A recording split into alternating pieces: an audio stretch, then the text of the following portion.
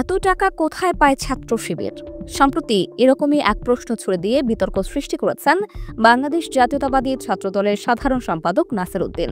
তিনি আরও বলেন, আমরা গণমাধ্যমে ছাত্র শিবিরের সেক্রেটারিকে বলতে শুনেছি তারা প্রতিদিন গণ ইফতার কর্মসূচিতে ৩ লাখ টাকা ব্যয় করছেন। একটি সাধারণ ছাত্র সংগঠন মাসে ৯০ লাখ টাকা কোথায় পাচ্ছে, এটা আমরা গণমাধ্যমের মাধ্যমে শিবিরের কাছে জানতে চাই। এ ব্যাপারে ঢাকা বিশ্ববিদ্যালয়ের ছাত্র শিবিরের সদ্য সাবেক সভাপতি সাদিক কায়েম খুব সুন্দর ব্যাখ্যা দিয়েছেন। শিবিরের এই পোস্টার বয় বলেন, ১৯৭৭ সালে প্রতিষ্ঠার পর থেকেই এরকম সমাজ কল্যাণমূলক কাজগুলো জারি রেখেছে ছাত্র শিবির। গত ১৬ বছর শিবিরের উপর আওয়ামী লীগের জুলুম অত্যাচারের কারণে শিবির প্রকাশ্যে এইসব কল্যাণমূলক কাজ করতে পারেনি। ২৪শে গণঅভ্যুত্থানের পর আজাদি পেয়েছে ছাত্র শিবির। ৫ আগস্টের পর থেকে বিভিন্ন ক্ষেত্রে শিবির এরকম ইতিবাচক কর্মকাণ্ড বজায় রেখেছে। শিক্ষার্থীদের জন্য বিজ্ঞান মেলার আয়োজন, বিনামূল্যে চিকিৎসা সেবা দেয়া, শিবিরের প্রতি শিক্ষার্থীদের জিজ্ঞাসা নিয়ে সেমিনার, অভ্যুত্থান নিয়ে বিভিন্ন প্রতিযোগিতার আয়োজন, জাদুঘরে অভ্যুত্থানের চিত্র প্রদর্শনী এবং এখন ইফতার বিতরণ। এভাবেই ছাত্র কল্যাণমূলক কাজের মাধ্যমে ছাত্র রাজনীতির নতুন ধারা জারি রেখেছে ছাত্র শিবির। এমনকি ফ্যাসিস্টের জুলুমের মধ্যেও এরকম ইতিবাচক কর্মকাণ্ড করত তারা, তবে তখন সেগুলো মিডিয়াতে আসেনি। ক্যাম্পাসে থাকার কারণে শিক্ষার্থীরা তাদের পরিবারের সাথে ইফতার থেকে বঞ্চিত হন।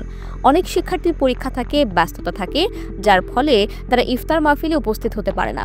সেক্ষেত্রে ১ থেকে ২ ঘন্টা আগে শিক্ষার্থীদের দ্বারে দ্বারে গিয়ে ইফতার পৌঁছে দেয় ছাত্র শিবির। এই ধরনের কার্যক্রমে শিবিরের প্রতিষ্ঠাকাল থেকে যত শুভাকাঙ্ক্ষীরা আছে, সাবেক ও বর্তমান জনশক্তিরা আছে, তারা সার্বিকভাবে সহায়তা করছে। শিবিরের টাকার উৎসের খোঁজ জানিয়ে জগন্নাথ বিশ্ববিদ্যালয়ের শিবির সেক্রেটারি মোহাম্মদ রিয়াজুল ইসলাম বলেন, আমাদের আয়ের উৎসগুলো আমাদের সংবিধানে সুস্পষ্ট করে বলা আছে। সংগঠনের প্রত্যেক স্তরে বায়তুল মাল থাকবে। কর্মী ও শুভাকাঙ্ক্ষীদের দান, সংগঠন, প্রকাশনীর মুনাফা এবং শরীয়ত অনুমোদিত অন্যান্য খাতসমূহ থেকে প্রাপ্ত অর্থই হবে বায়তুল মালের আয়ের উৎস। আমাদের কর্মীরা তাদের টিউশন করা জমানো টাকা ছাত্র কল্যাণ ফান্ডে দান করে।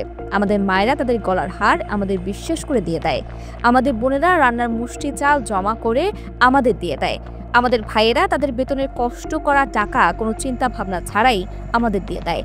আমাদের সব সাবেক ভাইয়েরা আমাদের টাকা দেয়, বিপদের দিনে আশ্রয় দেয়।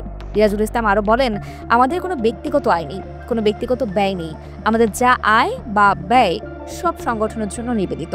যারা আমাদের নিয়ে প্রশ্ন করেন তাদের অনুরোধ করব, বুকে হাত রেখে আল্লাহকে সাক্ষী রেখে বলেন, আপনার দলের টাকা কোথা থেকে আসে।